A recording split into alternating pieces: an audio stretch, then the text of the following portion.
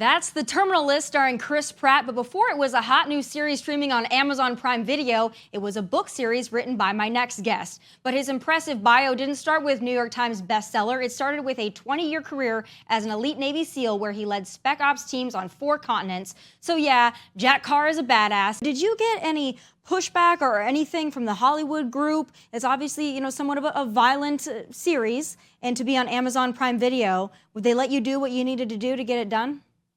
Yeah, so I'm so glad this ended up at Amazon Prime, because they were a little nervous about a few things in there, some of the violence, and in the lead up to this production, when I announced that hey, we're starting to film and that sort of a thing, people could reach out on social media, and I try to be very active on there just to thank people for taking a risk on me as a new author. But they also tell you things, unsolicited advice on social media, and a lot of those comments were about, they are never going to allow X, Y, or Z. And one of them is a very violent, gutting scene. There's a couple other things that people have mentioned. Amazon will never allow this. Hollywood would never allow this.